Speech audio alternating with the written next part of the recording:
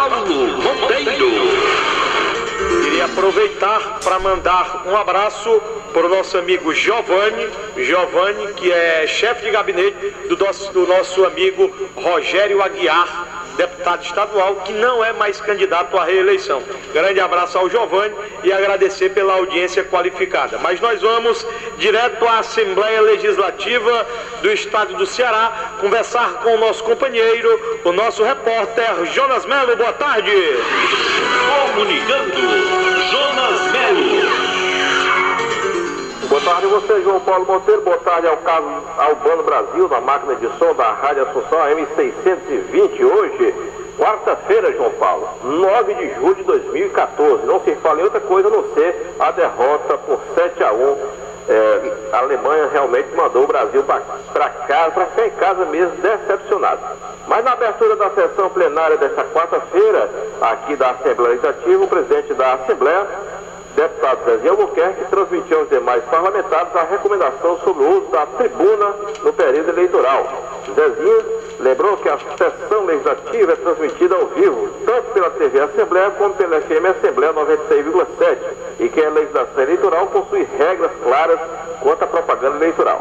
O parlamentar informou que o Ministério Público Eleitoral, João Paulo, vem fiscalizando o que vem sendo falado pelos deputados na tribuna e comunicou que, caso seja detectada utilização inadequada da palavra pelo parlamentar para fazer campanha eleitoral, a Assembleia não irá se responsabilizar.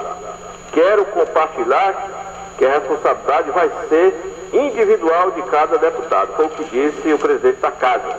Zezinho Albuquerque pediu ponderação dos debates para que o calor da disputa não comprometa a transmissão dos trabalhos da Casa pelas emissoras de comunicação do Legislativo, nem prejudique a divulgação de suas ações ao cidadão cearense.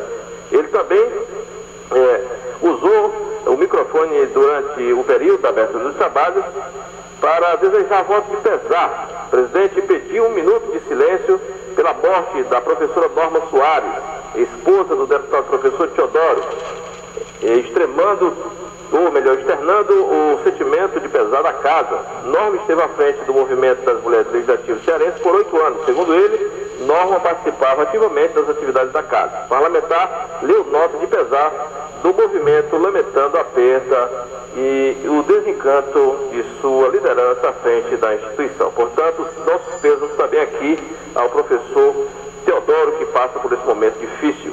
João Paulo, dizer a você que a propaganda eleitoral, ela é monitorada não só no Ceará, mas no Brasil como um todo. Isso é uma sequência. O presidente do Tribunal Superior Eleitoral, TSE, o ministro Dias Toffoli, ele conduzirá no dia 16 de julho, às 2h30 da tarde, uma audiência pública com representantes dos partidos políticos e das emissoras de rádio e televisão para a elaboração do plano de mídia, quando será definido o tempo do horário eleitoral gratuito para as agremiações. A convocação dos partidos e emissoras para a reunião é determinada pelo artigo 52 da Lei das Eleições, a Lei 9.504 de 1997. A propaganda eleitoral gratuita no rádio e na TV será vinculada dia 19 de agosto a 2 de outubro, ou seja, terá início 45 dias antes do primeiro turno e encerrará 3 dias antes das eleições. Nos municípios onde houver segundo turno, a data limite para o início do período de horário eleitoral gratuito é o dia 11 de outubro, 15 dias antes do pleito. O último prazo previsto no calendário eleitoral deste ano para esse tipo de propaganda vai até o dia 24 de outubro, 2 dias antes do segundo turno nas eleições de 2014. A mesma data também é o último dia para divulgação paga na imprensa escrita de propaganda eleitoral do segundo turno, bem como a realização de debates, não podendo estender-se além do horário de meia-noite, na resolução 22.452/2006. Essa informação está no site do Tribunal Superior Eleitoral. Mas nós vamos falar de decepção e de futebol. O Close, ele já superou o Ronaldo Nazário, é o maior artilheiro das Copas. O atacante alemão marcou um dos 7 gols da Alemanha na partida de ontem, dia 8, o dia da decepção, no Mineirão, e superou o jogador brasileiro, atingindo um saldo de 16 gols em mundiais disputados. A seleção brasileira realiza treino daqui a pouquinho, João Paulo, na Granja Comarei. E é para lá que nós vamos ao vivo com Rafael Monteiro e seus detalhes. A seleção brasileira retornou ontem à noite aqui para a Granja Comari, em Teresópolis, região serrana do Rio de Janeiro. A derrota elástica por 7-1 para a Alemanha em Belo Horizonte, nas semifinais, encerrou o sonho do hexacampeonato. A derrota contra os alemães foi a maior goleada do Brasil em toda a história da competição mundial. Aos 28 minutos, o placar já somava 5 gols.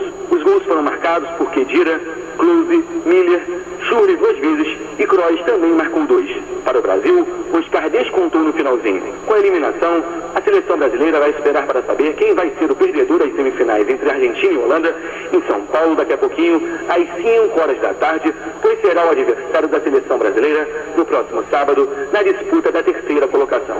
Outra marca histórica foi a do atacante Klose. Ele marcou um dos 7 no Mineirão e se tornou o maior artilheiro da história das Copas, com 16 marcados. Em 2006, Ronaldo Fenômeno havia se tornado o jogador que mais fez gols em Copas, com 15 conferidos. O Brasil faz um treino regenerativo aqui na Granja Comari, às 5 horas da tarde, e a entrevista coletiva do dia está marcada para as 2h30 da tarde. Da Granja Comari, em Teresópolis, Rafael Monteiro. Exatamente isso aí, João Paulo. Uma confusão grande que pode terminar nos tribunais, justamente com o Zé das Medalhas, o Zé Maria Marinho, que colocou ontem, expulsou o Cafu do vestuário da seleção brasileira. Isso aí vai ter um processo em cima dele. Ele que é presidente da CBF, ele tratou mal o rapaz da seleção, o Cafu, que foi um dos grandes nomes e é ainda do futebol brasileiro, que realmente garantiu o pentacampeonato para o Brasil. Não poderia ser desse jeito. E outra confusão também, que deverá parar na justiça, é justamente o empresário do Neymar, que está chamando nas redes sociais o Felipão de velho babaca e asqueroso. A revolta com os 7-1 sofridos pela seleção brasileira contra a Alemanha na semifinal da Copa do Mundo atingiu até mesmo pessoas muito próximas da seleção brasileira. O empresário do Neymar, o Wagner Ribeiro, ele usou sua conta no Twitter para xingar o treinador do time nacional, o Luiz Felipe Scolari. Por volta das 10h30 da manhã de hoje, no Ribeiro, ele compartilhou a mensagem que lista 6 quesitos para treinar a seleção brasileira. A seleção é um resumo dos fracassos acumulados por Felipão nos últimos anos, incluindo as passagens do treinador gaúcho para Portugal, pela Inglaterra e pelo Palmeiras. A confusão é grande, o texto, porém, não se limita a aspecto profissional. No último item, Ribeiro chama Felipão de velho babaca, arrogante, teimoso, asqueroso, prepotente, ridículo e feio. Portanto, umas palavras aí terríveis com relação ao técnico da seleção brasileira, Luiz Felipe Scolari, que com certeza deverá ser demitido da função. Já estão aí cogitando o Tite para assumir essa missão aí na Copa do Mundo. Mas nós vamos falar ainda de política, João Paulo, porque uma PEC que acelera a expedição de mandados de prisão está pronta para ser votada. A repórter Nara Ferreira está em Brasília e tem mais informações.